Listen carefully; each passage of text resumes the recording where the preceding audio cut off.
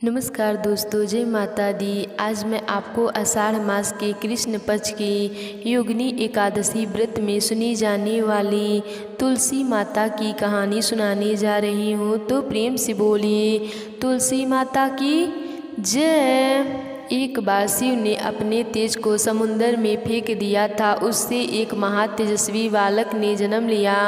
यह बालक आगे चलकर जालंधर के नाम से प्राकार में दैत्य राजा बना। इसकी राजधानी का नाम जालंधर नगरी था।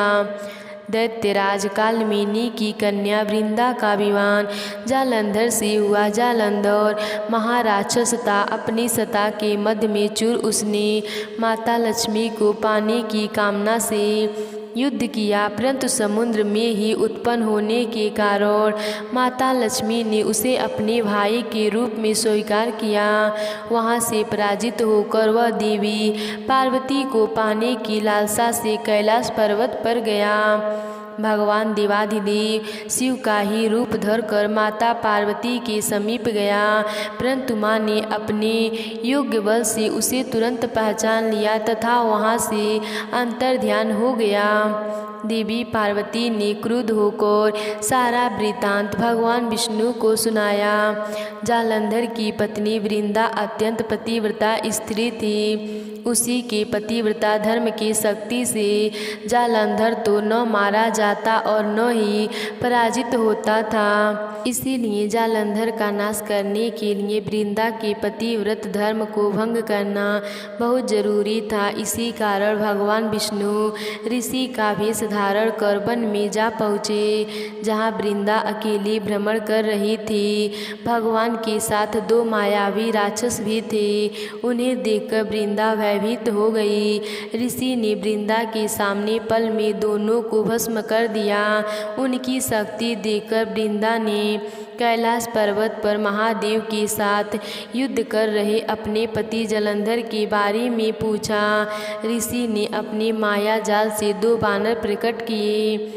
एक बानर के हाथ में जालंधर का सिर था तथा दूसरे के हाथ में धड़।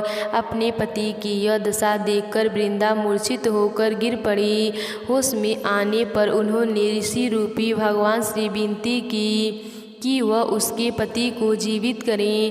भगवान ने अपनी माया से पुनः जालंधर को सिर धड़ से जोड़ दिया, परंतु स्वयं भी वह उसी शरीर में प्रवेश कर गए। वृंदा को इस छल का जरा भी आभास न हुआ। जालंधर बने भगवान के साथ वृंदा पतिव्रता का व्यवहार करने लगी, जिससे उसका सतीत्व भंग हो गया। ऐसा होते ही वृंदा का पति जालंधर युद्ध में हार गया।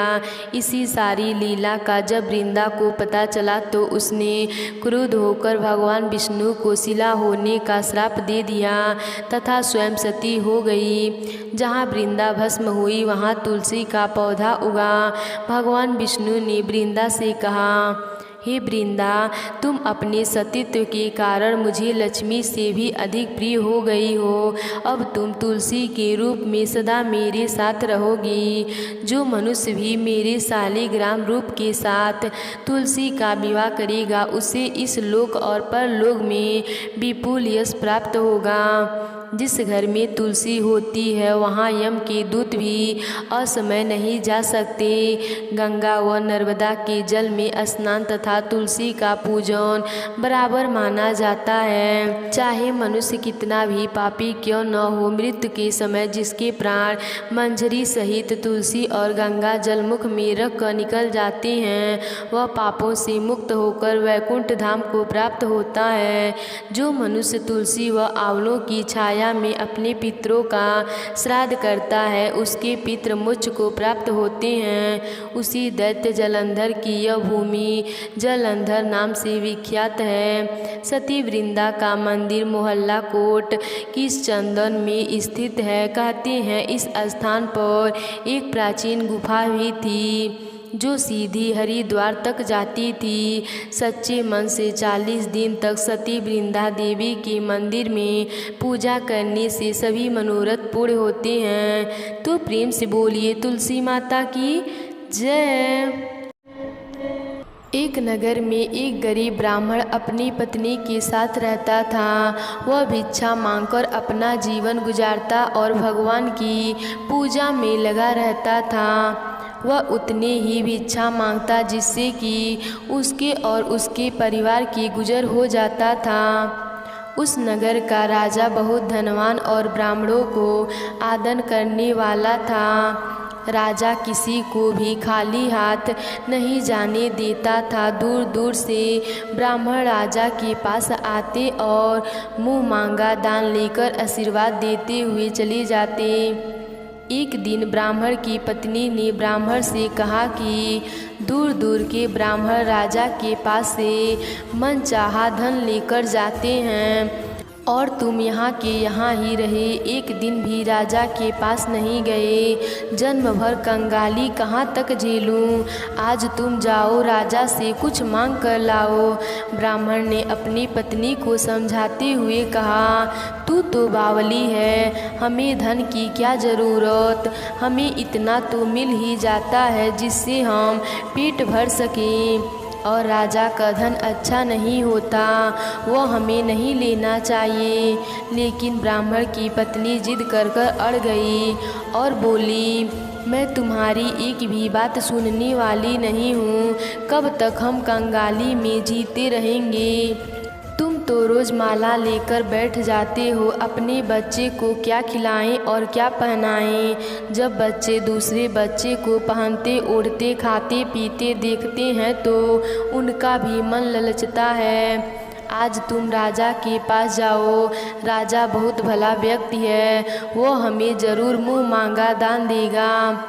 मजबूर होकर ब्राह्मण राजा के महल की ओर चल दिया, पर राजा उस समय महल में नहीं था। ब्राह्मण को वापस लौटना पड़ा। दूसरे दिन ब्राह्मण की पत्नी ने ब्राह्मण को फिर से महल भेजा, परंतु राजा फिर भी महल में नहीं था। तीसरे दिन राजा महल में मिल गया और उसने ब्राह्मण को खूब स्वागत किया और उसे आसन पर बैठाया और 2 दिन न मिल पाने के लिए क्षमा मांगी।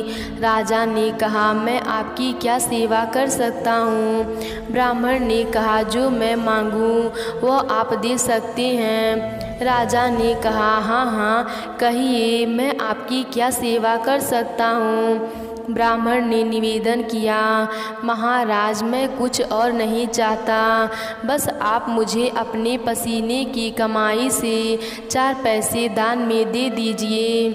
ब्राह्मण की बात सुनकर राजा चौंक गया और सोचने लगा, खजाने में बहुत सारा धन पड़ा है, पर मेरे मेहनत की 1 कौड़ी भी नहीं है। राजा ने ब्राह्मण से कहा, आप मुझे 1 दिन का समय दें, मैं कल आपको आपका मुँह मांगा दाम दे दूँगा। ब्राह्मण अपने घर वापस आ गया। ब्राह्मणी ने ब्राह्मण को जब खाली हाथ देखा तो वह बोली, क्या हुआ? राजा ने कुछ नहीं दिया। ब्राह्मण बोला, राजा ने कल देने को कहा है। ब्राह्मण की पत्नी सोचने लगी, शायद इन्होंने बहुत सारा धन मांगा होगा और राजा को इसकी व्यवस्था करने में समय लग रहा होगा, इसीलिए कल बुलाया होगा। दूसरी ओर राजा ने अपने राजसी कपड़े बदलकर फटे पुराने कपड़े पहने और मजदूर जैसे भेष बना लिए। जब राजा की पत्नी ने देखा और राजा से पूछा तो राजा ने सब कुछ बताया। रानी बोली, मैं भी आपके साथ चलूँगी। राजा के हाँ कहने पर रानी भी पुरानी साड़ी पहनकर राजा के साथ निकल गई। इस प्रकार राजा रानी मजदूरी की तलाश में शहर निकल गए। लुहारों के मोहल्ले में जाकर राजा ने आवाज़ लगाई, किसी को मजदूर चाहिए। आखिर एक लोहार ने उन्हें बुला लिया, जो पहिए पर हल चढ़ाने की तैयारी कर रहा था। उसने राजा से कहा, देखो, तुम्हें पहले खलाद धोपनी पड़ेगी और जब आग आ जाए उसके बाद धन पीटना होगा। फिर रानी की ओर देखकर कहा, तुम्हें कुएं से पानी लाकर होदी भरनी होगी और कोयले वाले में से कोयला लेकर भट्ठी में डालना होगा। तुम दोनों को दिन भर में 2-2 आने मिलेंगे। अगर काम पसंद हो तो बोलो, नहीं तो अपना रास्ता नापो। राजा रानी लोहार के बताए काम को करने लगे। राजा खलाल धोपने लगा, पर उससे काम ठीक से नहीं हो पा रहा था। लोहार नाराज होकर राजा को ठीक से काम करने के लिए कहा। राजा को कहता, राजा जैसे तैसे अपना काम करने लगा। रानी भी कुएं से पानी भरकर लाती। रानी के हाथ में फपोले पड़ गए। किसी तरह बड़ी कठिनाइयों से उसने पानी का हौच भरा। उसके बाद रानी कोयला लाकर भट्टी में डालने लगी। कोयले भरने से रानी के गोरे हाथ और कपड़े काले हो गए। भट्टी में आग आने पर लोहार ने पान भट्टी में से निकाल कर पहिए पर जमाई और एक घन अपने हाथ में लेकर और एक राजा के हाथ में देकर कहा, देखो बारी बारी से घन इस पे पटको, हाथ इधर उधर न होने पाए। राजा जोर जोर से घन पटकने लगा, लेकिन उसका निशाना ठीक नहीं बैठता था। कभी घन हाथ पर गिरता तो कभी पहिए पर। मजदूरों का यह हाल देखकर लोहारन बड़बड़ाती हुई आई और लोहार से कहने लगी, तुमने कहाँ से यह नौसिखिया मजदूर काम पर लगाए हो? इनसे काम नहीं होगा। यह मजदूर तुम्हारा सब काम बिगाड़ देंगे। राजा रानी उन दोनों की फटकार सुनते सुनते अपना काम मन लगाकर करते रहे। धन पटकते पटकते राजा का शरीर पसीने से तर हो गया और जोर जोर से सांस चलने लगी। रानी भी पानी भरते भरते और कोयला झोंकते झोंकते थक कर चूर हो गईं। दोनों ने पूरे दिन बहुत मेहनत किए। लोहार ने राजा रानी को 2-2 पैसे दिए, जिससे वह बड़ी खुशी खुशी लेकर महल आ गए। आज उन्हें पता चला कि मेहनत की कमाई कैसे होती है। राजा ने 4 पैसे अलग रख दिए और अगले दिन ब्राह्मण को बुलाकर उसे दे दिए। ब्राह्मण राजा को आशीर्वाद देकर घर लौट आया और ब्राह्मणी से कहा, लो मैं राजा के यहाँ से दक्षिणा लेकर आया हूँ। ब्राह्मणी खुशी खुशी दौड़ती हुई आई, पर जब उसने 4 पैसे देखे तो वह ठिठक कर रह गई और उसे दूर फेंक दिया।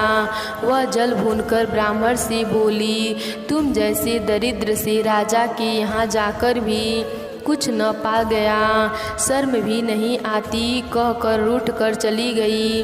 वह बहुत देर तक बड़बड़ करती रही। ब्राह्मण ने उन 4 पैसों को उठाकर तुलसी के पास रख दिए और सोचा, जब ब्राह्मणी शांत हो जाएगी तो ज़रूरत पड़ने पर उठा लेगी।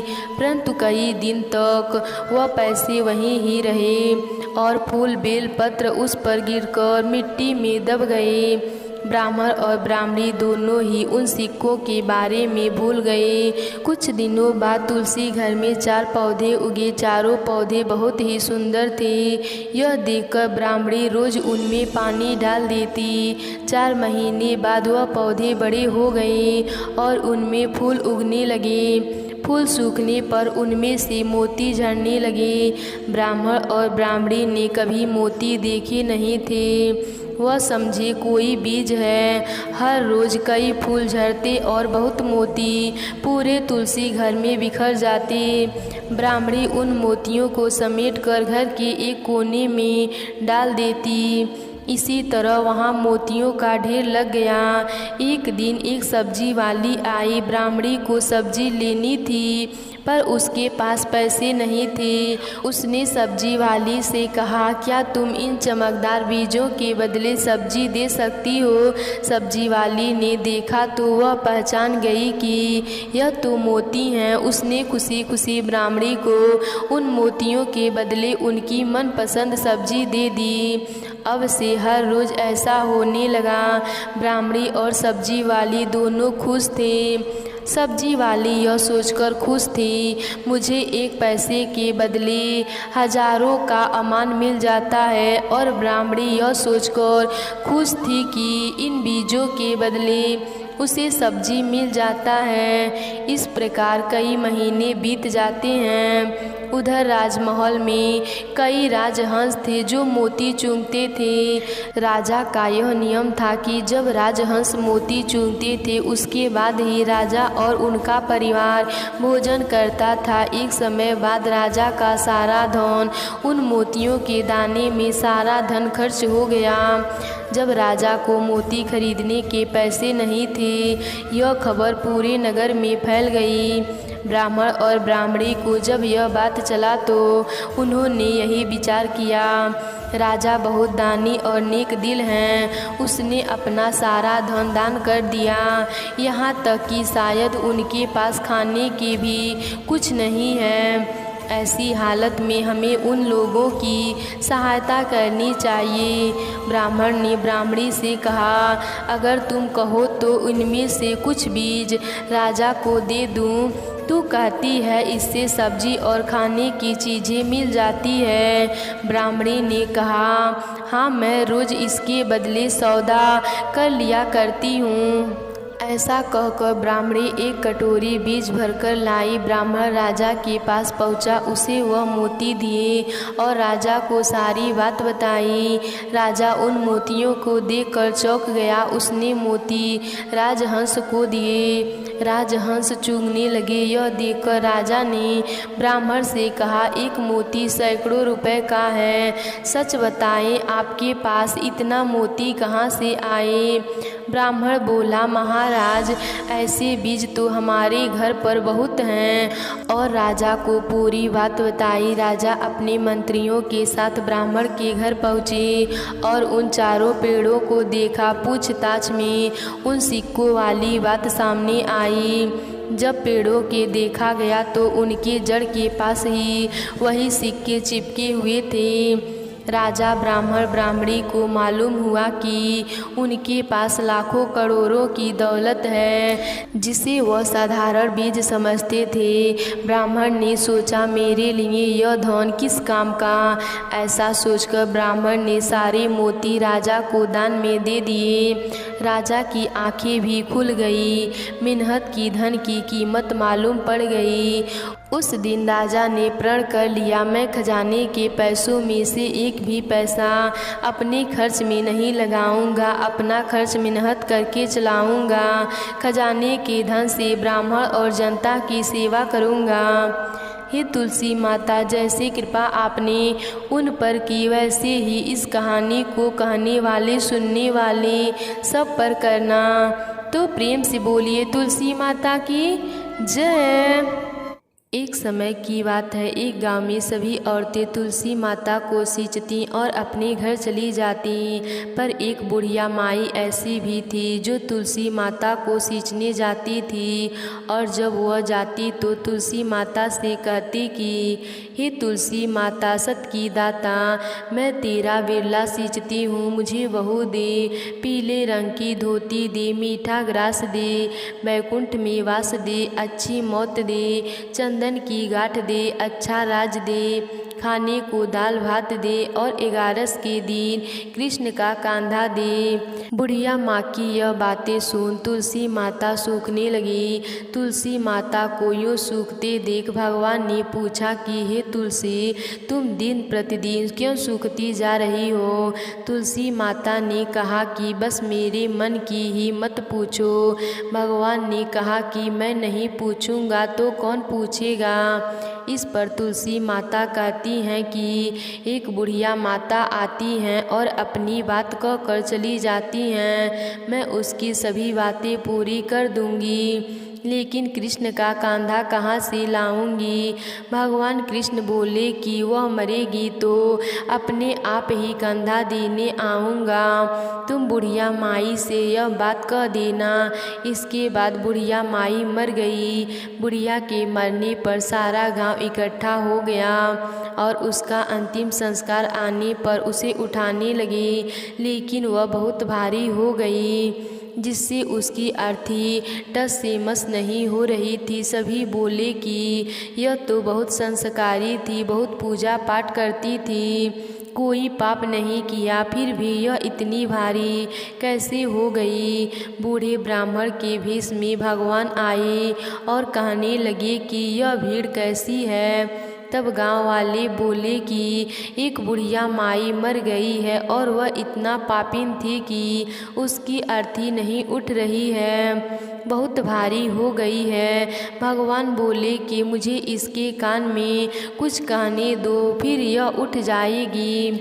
भगवान बुढ़िया माई के पास गए और उसके कान में कहा कि माई तू अपने मन की कर ले, पीताम्बर की धोती ले, मीठा ग्रास ले, वैकुंठ में वास ले, चटके की चाल ले, चंदन की गांठ ले, झालर की झनकार ले, दाल भात का जीवन ले और ले श्री कृष्ण का कांधा भी ले ले।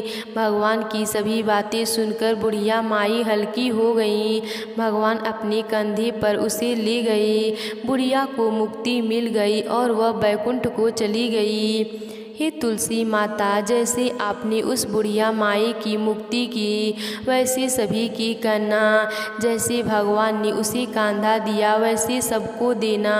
तो प्रेम से बोलिए तुलसी माता की जय। एक गांव में दो भाई बहन थे। बहन बाल विधवा थी, वह अपने भाई के घर में रहती थी। बहन बहुत ही धार्मिक प्रवृत्ति की थी, वह हमेशा पूजा पाठ करती, तुलसी जी को सींचती। तो उसकी भाभी को उस पर बड़ा गुस्सा आता। उसने तुलसी जी को उखाड़ कर घर से बाहर फेंक दिया और ताने मारने लगी। बहन से भाभी के ताने सहन नहीं हुए। वह अपना तुलसी जी का गमला उठाकर गांव के बाहर चली गई। भाई जब घर आया तो बहन को घर पर नहीं देखकर अपनी पत्नी से पूछा, बहन कहाँ गई है? तो भाभी ने कहा, तुम तो बाहर चली जाती हो और तुम्हारी बहन तो कुलच्छना है, पता नहीं कहाँ घूमती फिरती रहती है। भाई को बड़ा क्रोध आया। सुबह से शाम हो गई और बहन का पता नहीं। इधर बहन जंगल में जा रही थी, उसे कुछ नजर नहीं आ रहा था। वह एक पेड़ की छाया में बैठ गई और वहाँ बैठे बैठे रोने लगी। तुलसी माता, मैंने तो कभी भी कोई अधर्म काम नहीं किया है, आप ही साक्षी हो और आप मेरी रक्षा करना। तुलसी जी एक बुढ़िया माता का रूप करके आई और लड़की से बोली, बेटी तू यहाँ क्या कर रही है? तो उसने सारी बात बताई। वह कहने लगी, पूजा पाठ के बिना मैं नहीं रह सकती हूँ। तब बुढ़िया माई माया से एक धर्म नगरी बनाई जिसका नाम तुलसी नगरी रख दिया। अब जगह जगह उस नगर की चर्चा होने लगी कि वहाँ एक बहुत ही धर्म स्त्री रहती है और इधर बहन के जाते ही भाई भाभी पर दुखों का पहाड़ टूट गया। वह घर घर भिक्षा मांगने लगी। एक दिन उन्हें पता चला कि तुलसी नगर में एक बहुत ही धार्मिक महिला रहती है। वह बहुत दान पुण्य करती है और गरीबों की मदद करती है। तो वह दोनों भी उस नगरी में गए। जब नगर में गए और उस स्त्री की बड़ाई सुनी तो उसकी भाभी को याद आई कि मेरी ननद भी ऐसे ही पूजा पाठ करती थी, परंतु मैंने ही उसे घर से बाहर निकाल दिया। एक दिन दोनों भिक्षा लेने बहन के द्वार पर पहुँचे तो बहन तो देखते ही पहचान गई, परंतु भाई भाभी अपनी बहन को नहीं पहचाने, क्योंकि वह तो वहाँ पूरे ठाठ बाट से रहती थी। जब भाभी ने अपनी ननद की आवाज़ सुनी तो उसके आंखें भर आई। तो उसने पूछा, आप क्यों रो रही हैं? भिक्षा कम हो तो और ले जाओ, या कोई और तकलीफ़ हो तो बोलो, मैं तुम्हारी क्या सहायता कर सकती हूँ। तब भाभी और ज़ोर ज़ोर से रोने लगी और उसके पैरों में गिर पड़ी और माफ़ी मांगने लगी। तब वह बोली, आप लोग कौन हैं? तब वह बोली, ननद बाई, मुझे मुझे क्षमा कर दो, परंतु आपकी बोली से तो मैं आपको पहचान गई हूँ। मैंने आपको बहुत भला बुरा कहा और आपकी तुलसी जी को भी उखाड़ कर फेंक दिया। अब भाई को सारी बात समझ में आ गई कि हमारी यह दशा कैसे हुई है। वह अपनी पत्नी को दंड देने लगा। तब बहन बोली, इनसे गलती हो गई, इन्हें क्षमा कर दो। मेरी तो तुलसी माता ने बहुत रक्षा करी है, यह सब कुछ उन्हीं की दिया हुआ है। तब उसने तुलसी जी की प्रार्थना करी कि हे तुलसी माता, जो मेरे भाग्य में हो वह मुझे दे दो, अब अपनी माया समेटो। तुलसी जी प्रसन्न होकर उन्हें खूब अन्न धन दिए और अपनी माया नगरी को समेटा। अब भाई अपने बहन को लेकर अपने घर आया। अब उसके घर अन्न धन से भर गए और सब खुशी खुशी साथ में रहने लगे। हे तुलसी माता, जैसे आपने उन पर कृपा करी वैसे ही सब पर करना। तो प्रेम से बोलिए तुलसी माता की जय। एक समय की बात है, एक गांव में एक परिवार रहता था। उस परिवार में माँ, बेटा और बहू रहते थे। बहू बहुत ही सीधी सादी और शांत स्वभाव की थी, पर सास बड़ा ही झगड़ालू और घमंडी थी। वह अपने बहू के साथ बहुत अत्याचार करती थी, उससे घर का सारा काम करवाती और उसे खाने के लिए एक सूखी रोटी दे देती थी। उसके पति को यह सब पता नहीं था। वह सुबह होते ही खेत में चला जाता और बहू सुबह होते ही काम में लग जाती। एक दिन एक पड़ोसन बहू से मिली। बातों ही बातों में तुलसी माता की महिमा बहू को बताया। सारी बात सुनकर बहू ने अपने मन में भी तुलसी माता का नित्य नियम करने का निर्णय ले लिया। बहू शाम को तुलसी जी की महिमा की बात अपनी सास को बताई। तब वह बोली, कोई ज़रूरत नहीं है कोई नियम लेने के, घर का काम करो। बहू चुप रह गई। अब बहू सुबह जल्दी उठकर नदी पर स्नान करने गई।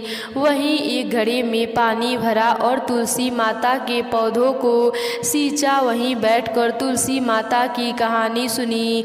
बहू यही नियम पूरे महीने करने का ले लिया। सास के जागने से पहले बहू घर आ जाती। यही सिलसिला रोज का था। इसी तरह 15 दिन बीत गया। एक दिन सास जल्दी उठ गई। उसने देखा बहू घर में नहीं है। वह समझ गई कि वह जरूर तुलसी सींचने गई है। बहू के वापस आने पर उसने बहू से कुछ नहीं कहा। सास सोच रही थी कि बहू का नियम कैसे छुड़ाया जाए। अगले दिन सास ने उसका मटका बदल दिया। पक्के मटके की जगह कच्चे मिट्टी का मटका रख दिया। सुबह अंधेरे में बहू कच्चे मिट्टी का मटका लेकर नदी पर गई।